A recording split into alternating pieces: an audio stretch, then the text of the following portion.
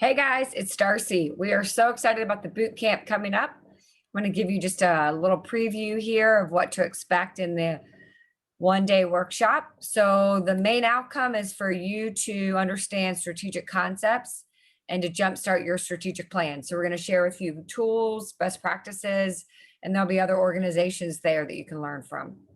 So, let's start with the process. Strategy in motion, I've been using it for about 20 years. I've customized it from best practices from Michael Porter, Jim Collins, Vern Harnish, Pat Lencioni, all the big names in strategy. And really, it follows a four phases. Listen and learn, which is where we gather data, we prep, we get our minds ready to plan. We go through the planning process where we put together our assumptions on the current reality, the SWOT, which we'll talk about in a bit, and vision, purpose, values, and outline our strategic priorities. The last two phases are the most important in a small business. You tend to get stuck in a plan, or we don't always implement the plan. So we focus on the implementation and strategic management part of the process. There's tools that support that with scorecards and structure and teams, and obviously communication. And the last piece is just the ongoing maintenance of the plan with monthly, quarterly, annual updates and investing your people in training. So let's learn a little bit more about it. Here's something I start with all my sessions, just a little humor from Dilbert. It's always good for a good laugh. And we have one where they want to get into the strategic planning game. And his friend says he thinks sounds like it's a lot of hallucination and something different happened. And Dilbert says, well, you have to pretend it's useful. And obviously his friend says, that sounds really hard, which is always fun. Strategic planning can be difficult because we don't know what's going to happen, but that's where data and research comes into play. And assessment, because when things change that we didn't expect, we update the plan. The next one I use all the time with my clients. So many of the times we tell people to meet our strategic plan or meet our goals, but really they don't know them. They've never been given the plan. They don't have anything to go by. So Dilbert's asking for it. The boss is attempting to kind of skirt the question, finally says, here, I'll show it to you. And then Dilbert says, that's the warranty to your chair. And the boss says, I've been managing to that for years. So sometimes that's how it feels like to our folks. And we want to make sure that the strategy is a clear document that someone can look at and review and understand. The couple people that are involved in the process, I'll be facilitating the day. Cindy Weininger, really, when we work with clients, handles a lot of the people, behavior assessments, training, leadership training. We also have a great support team that help us with a lot of the marketing and surveys and client management. When we start every session, and we'll do this with a 1 day boot camp, is we really want to understand how we'll meet your needs. What's your experience with planning? What are the expectations you have of the process? And what questions would you like us to address? So during the 1 day boot camp, we will customize it for the folks that are there. From a timing standpoint, we think this is more important than ever. The pandemic has changed a lot of theories of business, a lot. And the restaurant world is in a really kind of roller coaster of a ride. Retail is in a roller coaster of a ride. Schools, don't even know if they're going in session or when they're going in session. So many industries, markets have changed because of the pandemic. What will the new 2020 look like? That's for you to decide and you to figure out. It's part of planning. You need to get your people involved. You need to get engagement and alignment to the plan. It's a huge part of strategy, is really getting your folks involved.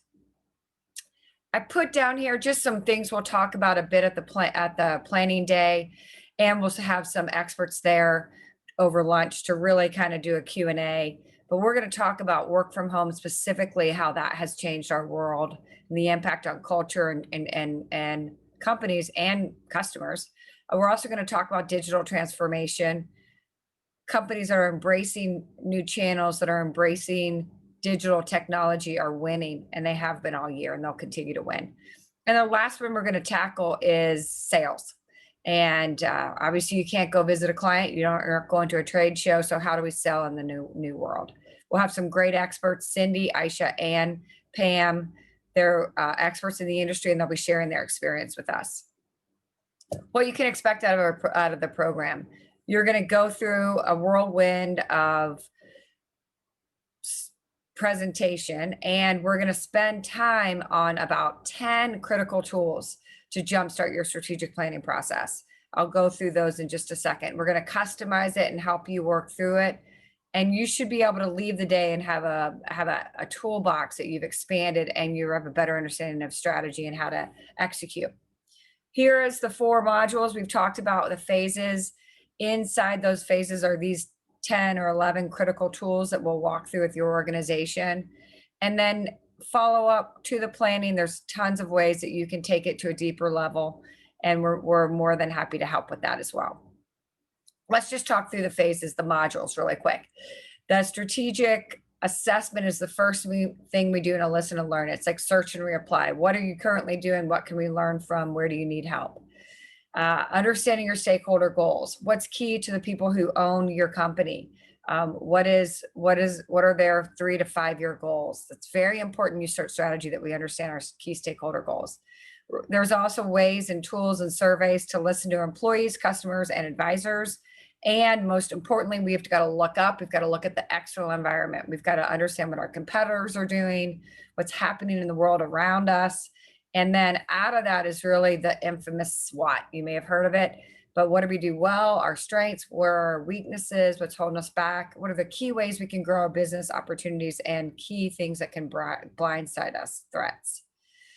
These are a couple of examples of the tools. The one here is on the stakeholder goals, really sharing that with you and your leadership team, very important. And this is current momentum. This is where you've been, and when you just take your trend line, where that is taking you. Well, most important thing to understand in strategy is the gap between the goals and our current momentum. That's really what the strategy is solving. These other 2 are important to audit. What do we have in place that we can build from, that we can update, that we can make better? And then really formalizing the strategy team as a group of folks that really see their job as long-term planning. This team continues to meet after the planning process. That's very important. The 2 phases after strategy plan is implementation and strategic management. So this team is an ongoing team once we get it together. The next phase is where folks kind of think this is the meat of the work, putting the plan together. And in my process, we spent a couple of days on this, and really it's a team alignment, team development process, agreeing on what's changed, what our current reality is, agreeing on our vision, our values, our purpose, understanding how our markets and products and geographies may change, those strategic choices. And lastly, what are the 3 strategic priorities? And really, it's the 3 big picture, longer term changes to our business that we really need to hone in on to move to that vision, move to that desired state. These are 4 questions, came out of a great video I have here about what is strategy. And at the end of the day, really your plan should address this. Where do you complete? Where do you win? Where is your best opportunity? What unique value? What makes you different? What's your brand promise? How do you communicate it? What are your unique capabilities to deliver that promise, to meet that need in the market? And last thing that's most important on strategy, which is why it's a process, is how do you sustain that value? How do you make sure people don't catch up with you? And where are you investing? In the planning process, I am a big believer in a black and white, or as you see here, green, black and white plan. I want a hard copy, 3-page document that outlines the decisions that we make. This is an example of it. It gets updated monthly and quarterly. It gets shared with your board. It gets shared with the leadership team. And a visual of this gets shared with the organization. It's a pretty important part. It's the warranty to your chair in the Dobert example. And this is really where people go back to. These are our key strategic decisions. The next 2 phases are implementation, which is really kind of putting the measurement process in place. You get what you measure. I believe there's 2 scorecards that are important. The strategy scorecard, which is measuring our longer term priorities, and the run the business scorecard, which really is the balance scorecard, if you heard of that. What do we need to do to run our business well from a finance, from a customer, from a process and a people? There's two sides to your business, operating every day and running well and changing its strategy. We need scorecards for both. Most of the time in a good strategic process, we've got key hires, we've got key skills we need to build, we've got to update that structure. You got to link it to teams. You can't keep it in with a set of 6 to 8 people. That doesn't implement a plan.